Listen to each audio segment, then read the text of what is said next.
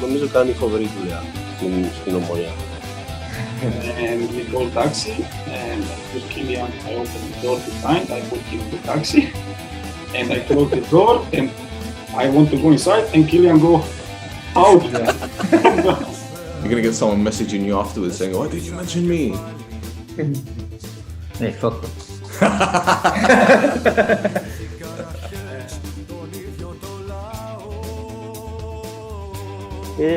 She say, I cry because you are here today.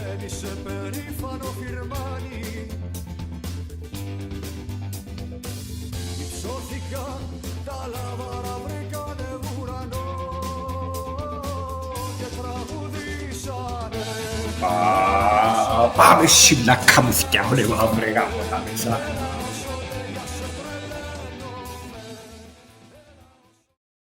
Hello and welcome to the No Choftes podcast, the Alpha podcast. I'm delighted to be welcoming back Wayne Barton, a friend of the network and regular guest of mine, who I've had the pleasure of interviewing many times to discuss his superb books.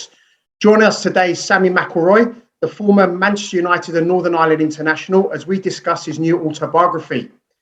It would not be an exaggeration to say that Sammy Mcilroy experienced one of the most memorable careers in football. After all, who else can say they played with George Best, Dennis Law and Bobby Charlton, experienced relegation, won trophies under 6 different managers at Manchester United. With more than 400 appearances for the club, Sammy, the last player signed by the legendary Sir Matt Busby, is truly a bona fide Old Trafford legend and is an intrinsic part of the fabric of the club's illustrious history. Sammy is one of the few footballers who have played in 2 international tournaments for Northern Ireland and been captain in 1. Super Sam went on to manage his country after a successful spell in charge of Macclesfield Town.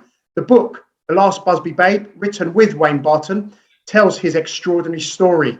It is a book of sincerity, candour, and intertwined with the obvious history of his time in the game, and also has a very human touch. I'm therefore delighted to be able to talk to both Sammy and Wayne today. Gents, how are you? Fine, thank you.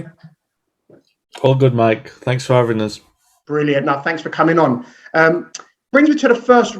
Well, first of all, Sammy, I was watching a YouTube video of your recent book tour, and I was a bit gutted when Wayne asked you what was your favourite kit, and you said it was the red one with the white collar. But Sammy, do you actually know how iconic that white Admiral shirt is with the black lines going down? But I guess as fans, we look at it from afar, while you actually got to wear them and have that badge on your chest. Which brings me to my first real question.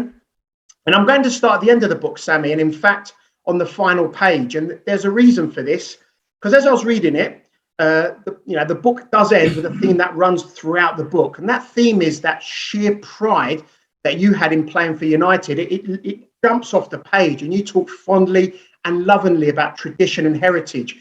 And as a United fan myself, it is heartening to read that from a legend of the club. I want to ask you, Sammy, what's having this feeling? Did it help make you the player that you were? And is it because you cared? And were there other players who shared this emotion, and did it help their game as well? I think with me personally, and I talked with Wayne in great length of this, one, I couldn't let my father down. I couldn't let him down. He was the one that sort of started me off with a ball in my hand, told me about football, played with me when he could, and watched most of my games when I got him across the water from Belfast. And I always had this, that if I play football, I want to be, for years and years and years, I want to be playing football. If I can play for Manchester United for a long time, which fortunately I did, and also play for my country, which I did. And my father was my main reason why I can't fail at this game. Brilliant. Brilliant. I mean, the book is titled The Last Busby Babe, and you were Sir Matt's last signing. How did it feel then as a teenager, and since, as the years and decades have gone by? How do you reflect on that moment when Sir Matt sat you down and told you that you were going to be a Manchester United player? Well, obviously, at first I had 2 years apprenticeship, learning my trade, doing jobs around the ground, cleaning the players' boots and stuff like that. That's part of our apprenticeship. The treat of the day was when we actually trained with the first team greats of those days, Best Law Chart and Paddy Crerran, Brian Kidd William, all these people. And then if you were doing well in that 2-year apprenticeship, Sir Matt at the time would invite you to join with the first team. And I was lucky enough to have a couple of little friendly situations with the first team when I was 16 years of age. And that gave me an insight of what exactly is like to be involved with the first team. Great experience, absolutely fantastic experience. Going to Bohemians, playing in front of 30,000 people in Dublin, lucky enough to score a goal. And then when my 17th birthday came, I was invited to the boss's office and he said he would like me to sign professional, which I couldn't wait to do. Money wasn't even an object, to be honest with you. I just couldn't wait to sign the contract from the great man. And when you, honestly, hand on heart, being the last signing in those days didn't really come into my mind. It's mostly after I've retired from football and come away from it. And that I really am so proud that I was his last professional signing. But at the time, as a player, it didn't really come into my mind at all. Great title for the book, though. Fantastic title. A question for both of you. What was the motivation for the book? How did it come about? Who contacted who? And can you tell us a little about the process? Wayne, can I start with you? Yeah, I bugged Sammy for years and years to do this. Going way back to when I worked with Brian Greenough on his autobiography. Brian asked me to sort of contact some of the people that he played with and worked with. So Tommy Docherty, Gordon, Sammy, they were the obvious names that jumped out. So when I talked to Sammy for it, naturally I just said, have you ever thought about doing an updated version of your own? Because obviously I did one in 1980, and he said, yeah, I've thought about it, but not quite yet. Obviously, sadly, Brian died, and we were meant to be doing a follow-up book to his, not a follow-up to his autobiography, but we decided we were going to do something on the second division season because he sort of really wanted to revisit that time a bit, and also to go back and interview all his old teammates, because a lot of them, he'd lived in Spain for a few years and then caught up with a lot of the guys, and what he really wanted to do was reconnect with everyone. So we had that in mind to do that, and then obviously he passed away, and a few months passed until I decided, I talked to Brian's sons and said, I'm going to do this. What do you think if we do it in Brian's memory? And all of the work that I've done on the 70s basically has come from that, because I did the film Too Good to Go Down, which Sammy helped me with. And at every juncture, Sammy's been there helping, always willing to give the interview. And lots of time. I thought that whenever we had those conversations, we had a really similar wavelength in the way that we talked about football, the way that, I felt like the way that I was understanding the 70s, and Sammy's obviously synonymous with the 70s, the way that we understood it was, I felt like I was on a good wavelength with Sammy, and the way that, Tommy Doc's team played and the problems that were there earlier before Tommy. It was funny that I think it might have actually been for the interview for the 74-75 book, just before that, or maybe just after, in fact. Someone had contacted me, and because they knew that I knew Sammy, and someone had got in touch with me and said, do you know Sammy Mac? I'm like, oh, yeah. And they said, well, I've got something that might be of relevance to you. Yeah, I picked it up at a car boot sale, and it was an old scrapbook of Sammy's old newspaper clippings from when he played when he was a young lad. And I said to Sammy, someone passed me this on, do you want me to come and bring it to you? And he said, yeah. So I went to his house, and it turned out to be, I don't want to start telling Sammy's story because I'm sure Sammy'd like to tell himself, but the folder turned out to be basically an old newspaper clippings, scrappings, or scrapbook of what Sammy's dad had kept for him. And that had been given to the original journalist who did the book in 1980, and they hadn't seen it since. I guess it just got lost at some point. So this book had been missing for 35 years, this little scrapbook. Sammy's dad's, what he'd kept for him.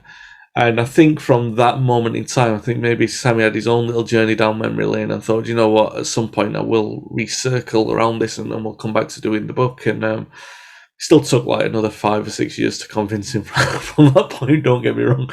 But we got there in the end, and yeah, it was. But yeah, I think that's how it worked out really. And then Sammy contacted me early last year and just sort of said, "Yeah, I'm finally going to give in and we're going to do it." And at that moment, it was just fantastic. It was fantastic from that time working with him. I had an idea of what it was going to be working with Sammy, but it's just been surpassed those expectations. It's just been a pure legend as a footballer and as a man. Anything to add, Sammy? Well, Wayne has covered most ground there, and as I say, in the end of the day, he talked about the 1980 book, which really I did it just for the sake of doing it. My heart and soul wasn't really into it. It was about 1980. I was still playing. I knew there was a lot more to come from me in my life and in football. And you know, when we were in Belfast a few days ago, and a man actually brought that book into me in the store and asked me to sign it, and I looked at it and I thought, oh my God, it's the Beano. That's what I call it. You know, compared to what Wayne has done, there is no comparison. But Wayne did track me down and made me and stuff like this. And in the end, I decided to have a go. And I thought to myself, right, this book, everything football wise and things that's happened in my life and from the Belfast days, everything's got to be told my way. I said that to Wayne, and to be fair to Wayne, he went over and over and over. We did this book in over 8 months, and everything was talked about. And Wayne, to be fair, was the first one to say to me, listen, we're doing this book, but it's got to come from your mouth, and you have got to be reading it, saying the way you want it to be said. And to be fair to him, he's done a fantastic job. And as I say, we've got really close over the last eight months, and I'm so pleased it's finished now. And so far, so good with the reviews, if you don't mind me saying that. No, it's great. I mean, I've read it and it's fantastic. Sammy, I know you've been asked this a million times. I'm not going to get you to recount the George Best leaving you stranded at the station. People can read it in a book and in the other interviews. But what is your favourite George Best memory? I mean, I've got so many memories of George. I really have. I can remember football incidents, and I can remember one game we played. I've talked about this to Wayne. Danny Blanchflower, going back into the 70s, was the manager of Northern Ireland, and Danny Blanchflower was a fantastic man, great player in his day in the 60s, idol. Northern Ireland 58, captain of the World Cup squad that went to Sweden in 58, Tottenham winning the double. Great man, very smart man, football through and through. Well, he was manager of us at the time in the 70s when we played this fantastic Holland side in Rotterdam. And Danny had the courage, if I may say so, I'm talking about George Best here, by the way, to draft George into the squad against Holland, because George had obviously been doing his little bits and pieces of disappearing and playing here and playing there, but he was in half decent shape. And we played Holland in Feyenoord, and honestly, he put a performance on that night in flashes that was absolutely magnificent. Danny was like a little kitten. After the game, we were 2-2. We drew with Holland 2-2. George was involved in everything, and Danny's face after it was like the cat that got the milk, and Neeskens was trying to kick him. Rudy Kroll was trying to kick him, and he was putting the ball through their legs. He was just going back vintage Best. And after the game, we're in the hotel, and we're all around the table having our dinner, having a few drinks, and the phone calls that was coming for Bestie from managers across Europe wanting to talk to him. It was frightening. And George just took everything in his stride, as if to say, I'll talk to them and listen and whatever, because that's the type of man he was. He didn't tell the phone calls to leave me alone. I'm doing this, I'm doing that. he was such a lovely man. Every phone call that came in, he went and spoke to, and he came back and told the boys exactly who it was, and that was the man. And he was such a fantastic footballer, fantastic person, and the first one to come to me when I signed for Manchester United to wish me all the best, which I thought was an absolute fantastic gesture. Brilliant, brilliant. And that does come out in the book, that that affection. Wayne, I know that you are always meticulous with your research for every book. Is there anything which surprised you during the process? Any stories that really excited you to include, and anything that you found difficult with this book? No, I mean, yeah, thank you for the compliment, and Sammy said that a few times as well. But Sammy's Mr. Manchester United. He's called me an encyclopedia, but he definitely is. Do you know what I mean? Like, so there was nothing.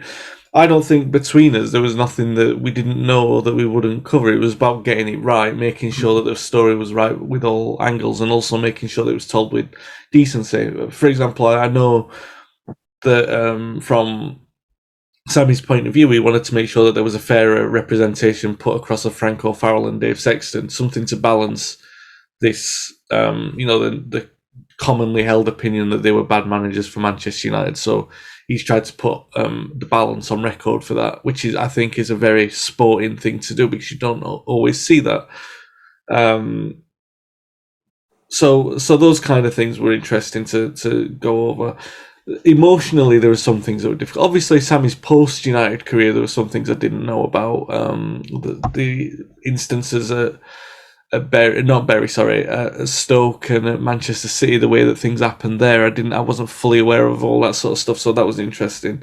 In terms of emotions, obviously there was the summer of 1986 where he captained this. He was basically a professional, and we've talked about this in the book. Obviously, personal and professional polarization, where you've got this professional high and personal low. And as I think it's actually said, one of the sentences in the book was, if you separated the two into different years, then Sammy could say that 1986 was the best year of his life, but because of the fact that there was this massively personal juxtaposition there with both of his parents passing in a matter of months.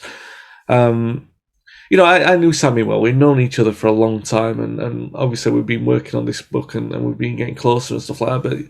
But there are moments like that, because we're not just like, when we're doing an interview for a book like this, where I'm also talking about my personal experiences of grief and stuff like that. We're having a conversation. I'm sure Sammy will agree with me. In those kind of moments, Sammy's telling me his life story, but we're having a conversation. I'm recounting, oh, is this how you felt because I had this experience with grief? Is that something that you would feel like? And I can remember that we were meant to be talking about the World Cup in that conversation, and Sammy got so emotional talking about his parents dying that none of that conversation was about football. We probably spent that was probably the longest interview we did, probably about 2.5 hours, and we were just talking about life and death and grief and what impacts that has. So I think that kind of thing. I'd always said to Sammy from day one thing I wanted to do was make this a human story, and this man just happens to play football for Manchester United and Northern Ireland, and we'll see where that takes us. I didn't expect it to take us on this journey where we were talking about grief and everything like that, and that Sammy's such a man associated with football that someone will be reading this book and they'll come to that story and they'll be going, oh my God, do you know what? That's such a universal thing that everyone can, we can't all relate to scoring in an FA Cup final, can we? But we can all relate to losing people that we care about and the way that impacts our decisions that we make on a daily basis. And I didn't expect that to resonate with me so strongly as it did. So those things, and to be honest, I wasn't expecting Sammy to be as open as he was with that kind of thing, to be that blunt and honest about it. So especially the later things in his career where he said, oh, I made this decision and I regretted it, and then talked to the reasons why he regretted it and why he thought it was the wrong decision. Even if we would have a conversation where I'd be saying, no, I disagree because such and such, and Sammy was happy for me to do that. He wanted me to do that. He wanted me to challenge him, because then he could go, no, I see where you're coming from, but I still felt like it was this decision that I made, and I made it for the wrong reason, or I might have made it for the right reason, but really it was the wrong reason in hindsight, all that sort of stuff. I wasn't expecting it to be quite as open and honest as it turned out to be, and if I may say so, I think it's all the better for it. sort of great link to the next question, because reading the book, I am struck by how emotive and poignant parts of it are. There are, as you've alluded to, lots of personal stories. It is an autobiography after all, but it just feels different to others about other footballers I've read. I mean, the book paints a beautiful picture in words of a person, of a human who we are not just learning about from a football perspective, because that's probably why I would pick it up in the first place. But, celebrating the highs, commiserating the lows, but also very personal stuff. And Sammy, Wayne sort of alluded to it. They wanted to be everything, and they wanted to include everything, was it, in the book? Was it a conscious choice to include the open and sensitive stories? And how difficult was it for you to, one, talk about them, but also then to have people like me who I don't know you, but also people, people who don't know you to read about your personal stuff? Well, to be fair, it was part of my life. It was part of my life when everyone thinks, especially 86, everyone thinks, oh, this is unbelievable. Captain of Northern Ireland, going to Mexico. What a fantastic stage for your football career to be at this time, to be captain going to the biggest tournament in the world. And I told Wayne about the story before I actually went to meet up with the Northern Ireland squad in Albuquerque.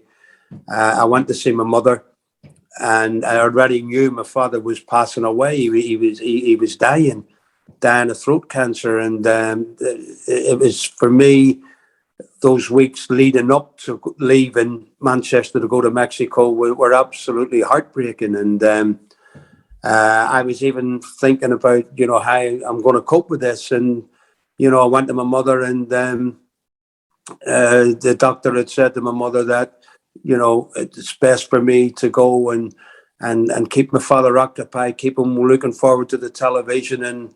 And this is a one-to-one to my mother before I left. And when we got to Albuquerque, obviously, my poor mother passed away, which I had no inclination at all. She was never ill in her life. She never complained about anything.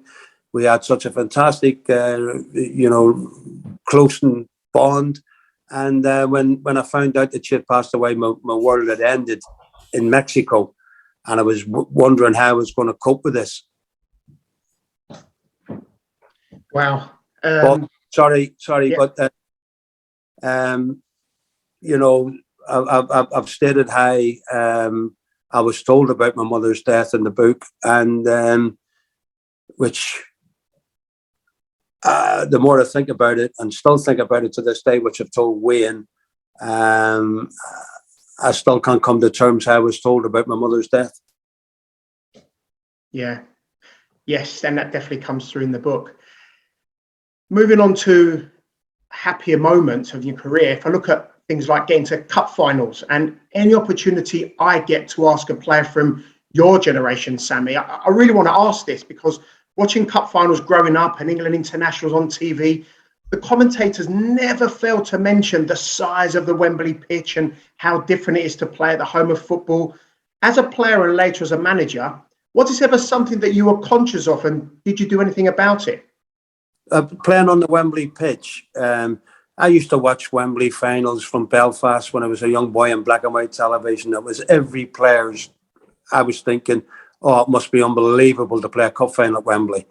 The crowd, the band, listening to the band, seeing the teams in the hotel, supporters travelling down. It must have been a fantastic day out. And I've said to myself, I must play in an FA Cup final. I've got to play in an FA Cup final.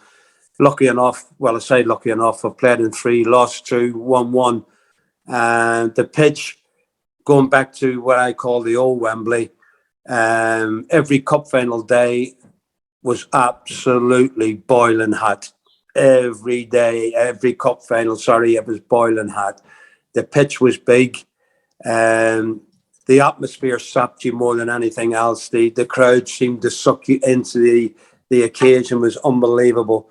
But always remember my first FA Cup final against Southampton in '76 was the quickest cup final I've ever played in my life. We were odds-on favourites.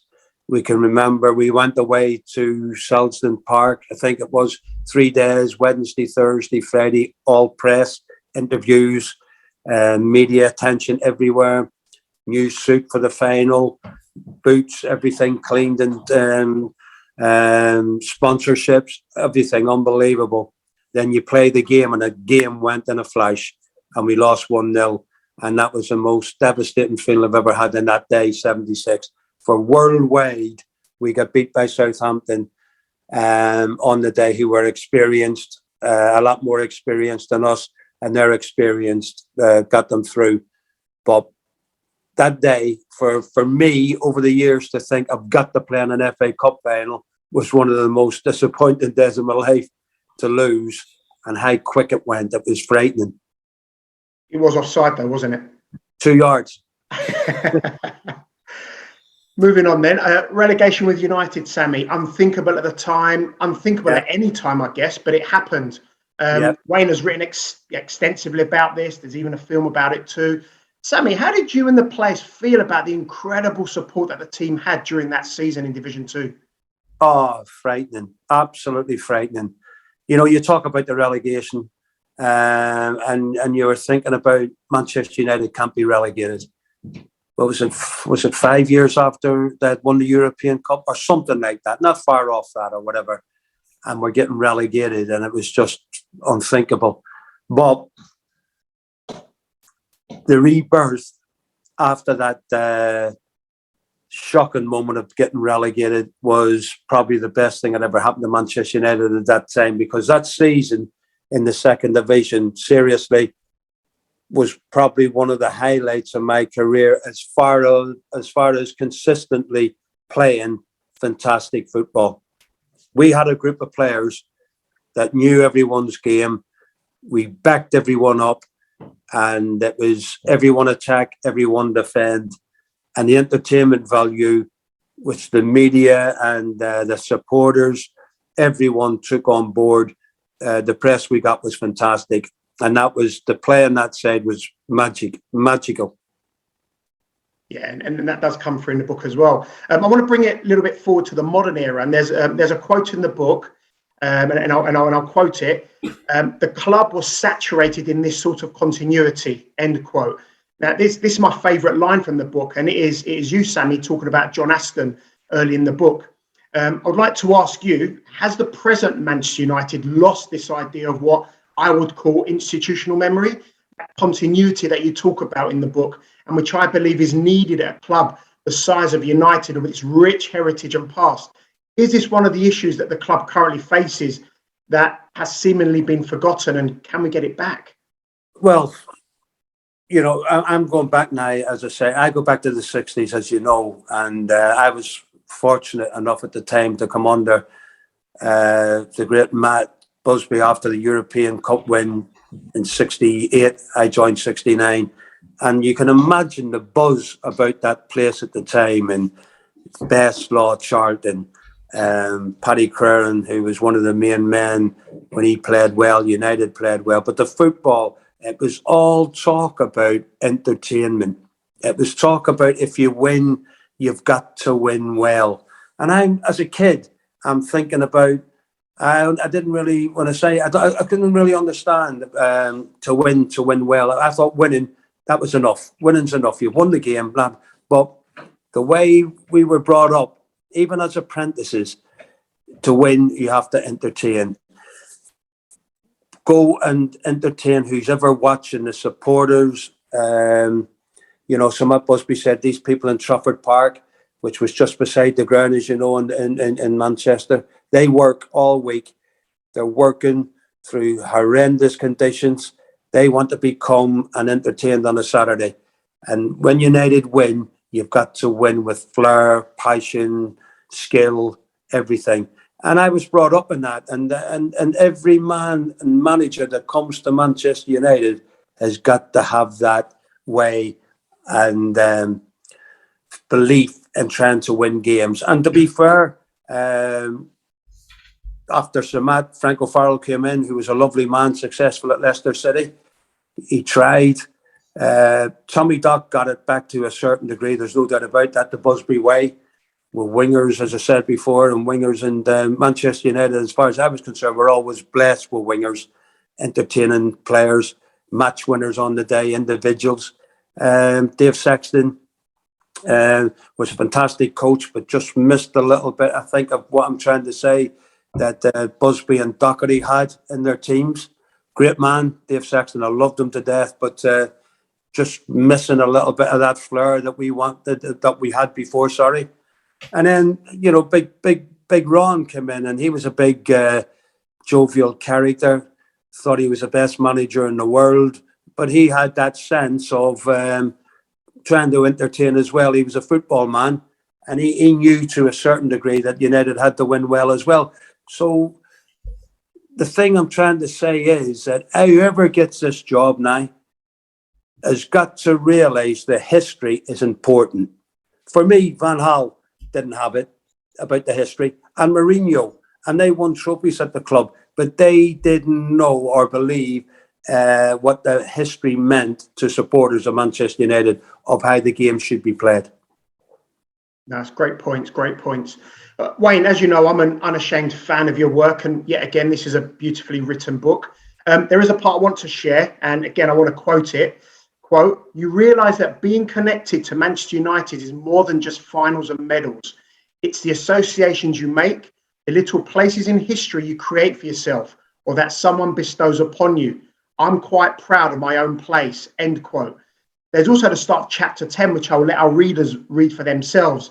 But my question is this: does it take time and thought to commit words and sentences like this to a page, you know, to it, for it to truly convey the subject's feelings? Or is it off the cuff? Or is it something Sammy actually said to you?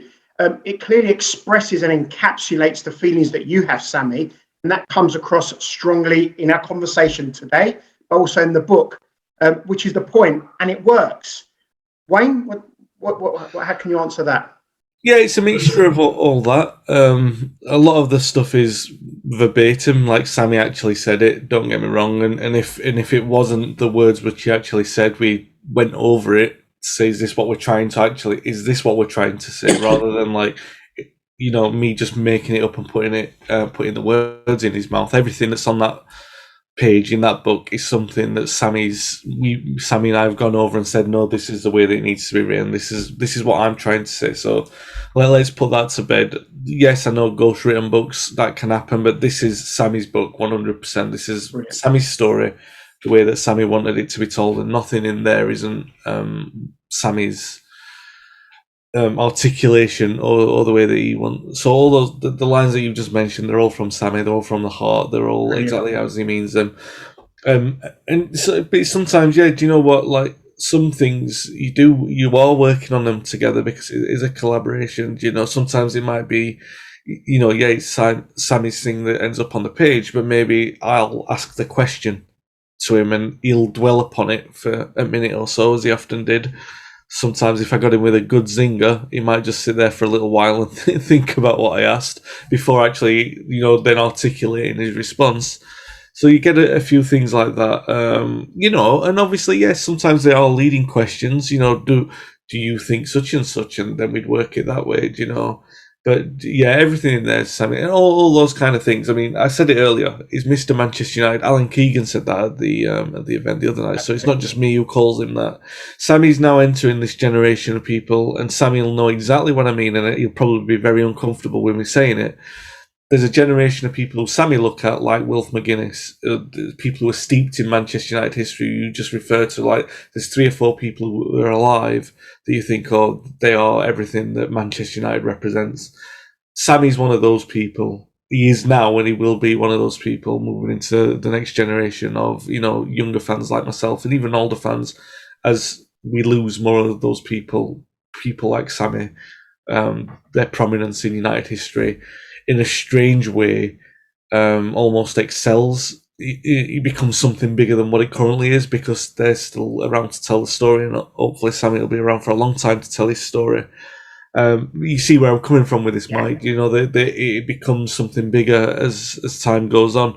So And Sammy is he is aware of that, even if he's going to bat off some of the, out of modesty, he might, or humiliate, he might bash it away back at me and say, oh no, I just played for Manchester United, that kind of thing.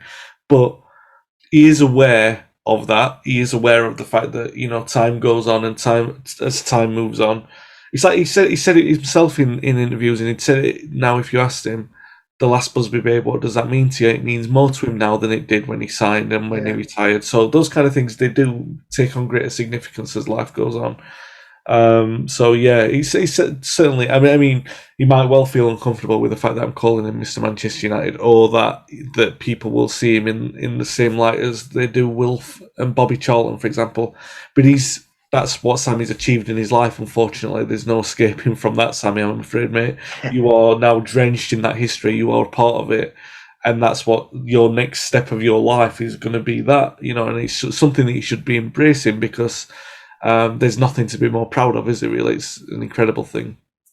Sorry there, I might have embarrassed him to hell that he might want to just get off the phone now, but I've given it the spiel there. Wayne, that's a great answer. And do you know what? I think you're exactly right. And as you know, I've mentioned this to you before, and it's certainly going to happen with this. I'm of a generation. I just missed your career, Sammy. I was born in '74, but my sons, they've read Wayne's books and histories on United, and they already know that they're going to read this one as well, because that's important. And us fans, taking on board your story, taking on board how you feel about the club, is important to pass that on. And I just want to say thank you from that point of view.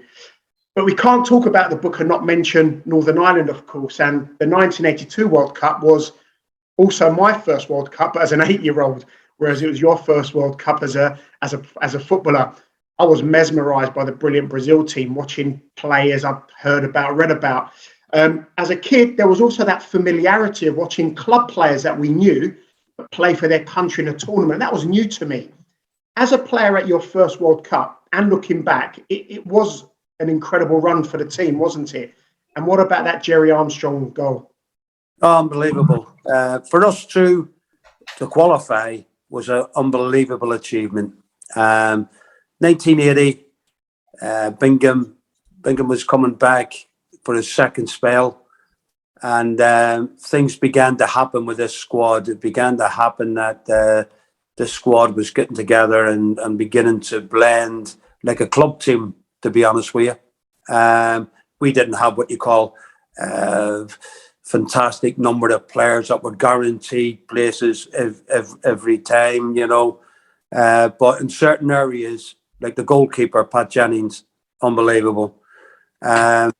Defensively, we were solid with my old pal Jimmy Nicholl in the defence there, big Chris Nicholl centre back, John McClellan, John O'Neill, Mal Donaghy left back. We were beginning to get solid.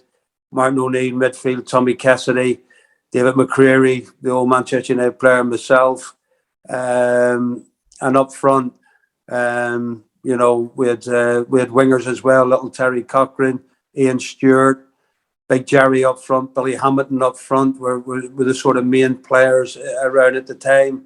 And Jerry's goal against Spain, for us to beat them 1-0, not only surprised and shocked a lot of people, it shocked our organisation, our Irish FA, because we were supposed to be flying home the next day. And in our itinerary, we were flying home. And so we put a stop to that, and they had to hastily get us to travel to Madrid for the second stage. But there's a story there I tell in the book, and it's an unbelievable true story. In '82, after that night in Spain, we went back to the hotel. And what we always used to do after games, and we used to have a drink. And as I say, Big Jerry was a key member of the squad, especially with a mic in his hand. He loved to sing.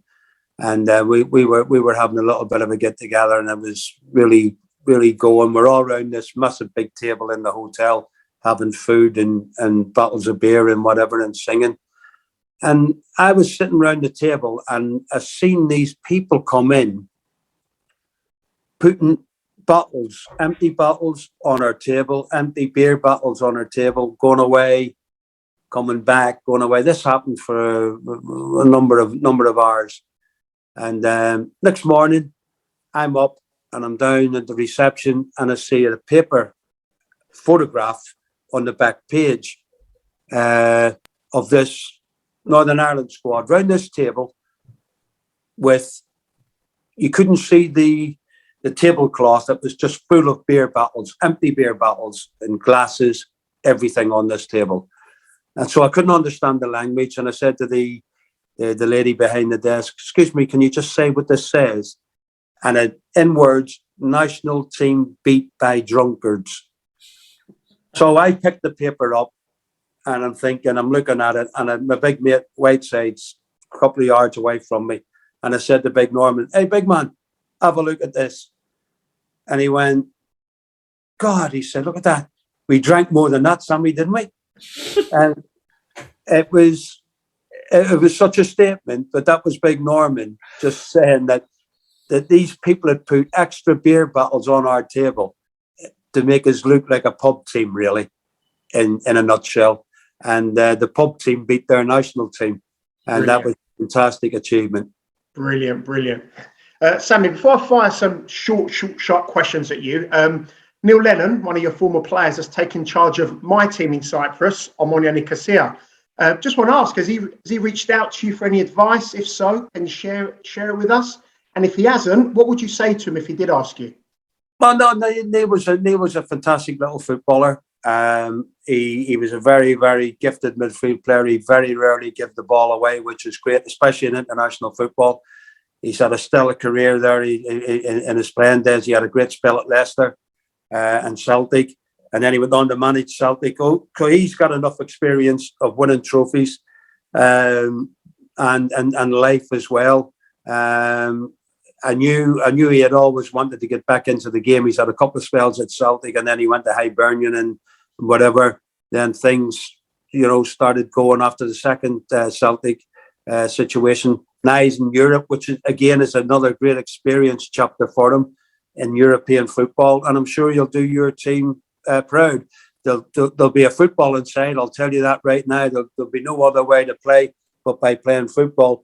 And he'll demand 100% of every player, which I think is great. And that's a landmark of Neil Lennon. Everything's got to be right. Everything's got to be 100%. And I'm sure that'll run through to your team. Brilliant. Thank you for that. So some quick questions and maybe some quick answers from you. Sammy, the funniest thing you've seen in football, whether it's on the pitch or on the training ground? Well, funniest thing. Well, I mean, funny, but it's not really. I wouldn't like it to happen to me. Put it like this, and it involves Big Jerry, my pal and my ex-teammate. Danny Blanchflower was managing Northern Ireland at the time when we're playing in the international series and we're playing in Scotland. And as I said to you, we didn't really have what you call numbers in our squad, but everyone took it for granted in this day that if you're not starting, you'll be substitute. Danny read the team out in the hotel. Big Jerry wasn't playing. So obviously we get to Hampden Park and the team's out looking at the pitch. I come back, a few of the lads come back off the pitch, and we see Jerry taking his gear off to get his substitute gear on. And Danny came to him and said, Jerry, not today. You won't be involved in the squad. And then I thought, oh my God, Big Jerry thought, at least I'm not playing, but I'll be sub. But says, no, not today, Jerry. You're sitting in the stand, which was some of the lads had a little bit of a Twitter about Big Jerry's face. You've never seen out like it in your life, But that's the way we were in them days. We all got behind Jerry, and as I say, he gets stripped for the next game. But certain things, certain moments that stand out in your career like that, it's just part and parcel of Northern Ireland football at that time. Brilliant. 3 words to describe your debut versus Man City. 3 words. Best day ever. Brilliant. Fantastic. That's not bad for an Irishman, A quick question like that. Excellent. Sammy, winning at Wembley as a player and a manager, which was best? Oh, listen, I I've always said to people, Wayne especially, playing football is the best thing you can do in football. Managing, don't get me wrong, is fantastic, especially when you win at Wembley. You're looking after the supporters, you're looking after the team, you're looking after the chairman there, the board and everything. So winning is very, very satisfying as a manager, especially in big days at Wembley. But as a player, to win at Wembley, there's no other place to win. Brilliant. From a football perspective, the 1982 or 86 World Cup? I've got to say 82, obviously, even though I was captain of 86, but you understand the reasons why I don't say 86. Yeah. 82, the thought of first qualifying, especially for a little country like Northern Ireland, fantastic. Brilliant. Best goal you saw while you were on the pitch? Best goal I saw? Yeah. I've seen some fantastic goals, and I've seen George Best score a fantastic goal at Old Trafford against West Ham when he went right across the box and beat 3 players, Bobby Moore included, put the ball in the back of the net. In my era, me and Wayne talked about this the other day, Gordon Hill's goal against Derby County in the semi-final at Hillsborough. There's 2 it stands out, and there's many, many more, but you put me on the spot there, and them two stand out. Okay. Should the home nation championships return? I never wanted them to stop, to be honest with you, when I was involved, because it was a fantastic 10 days for the players, especially the Northern Ireland boys, because we had a great get-together. And we were the last team to win it, by the way. So they were great at the time, but England were the ones who didn't really want it, because England and Scotland was the big day as far as they were concerned. The other couple of games they weren't really interested in, but we all loved playing in it. The Irish boys, the Northern Irish boys, absolutely loved it, and it was a great 10 days. To have it come back the way the games are now, I don't think you've got a chance. Yeah, unfortunately. And finally, Sammy, who was the best player you played against? And you can't say George in training. No, well, he was the best one I played with. There's no doubt about that. But the best one I've ever played against, I talked about before, that great Holland side, Johan Cruyff was an absolutely fantastic footballer. Great, close to George, and that's been a fantastic tribute to George, because he was a hell of a player, Cruyff. Barcelona, Ajax, Holland, he could do near enough everything. He could glide past players, score goals, make goals. He could do everything. He was a great player. Excellent choice. And that's it. I want to thank you both for your time. It's been a privilege. The book, The Last Busby Babe, the autobiography of Sammy Mcilroy, written with Wayne Barton, is out now. In my opinion, it's a cracking read. Lots of great stories, wonderful memories from a wonderful career. The book also tackles the lows Sammy endured as a player and a manager, while celebrating the memorable highs. The book also has a very human touch, which for me makes it stand out more than just a footballer's story. It is emotive, it is passionate, and chronicles a fascinating football career and life of one of Manchester United and Northern Ireland's most famous sons. I would urge you to buy it and enjoy it. So thank you again, Sammy. Thank you, Wayne. Wayne, do you want to tell our viewers where and how they can contact you on social media? Yeah, they can get me at Wayne S. Barton on Twitter and Instagram, and if they do read the book and pass on any messages about enjoying it, I will be forwarding them to Sammy so he can see for himself. Brilliant. Thank you again, both. This has been Mike Pieri, and this has been the No Choftes podcast, part of the Shoot the Defence Media Network. You can catch me on Twitter on @DelPieri and the network on @Shoot the Defence. And until next time, goodbye.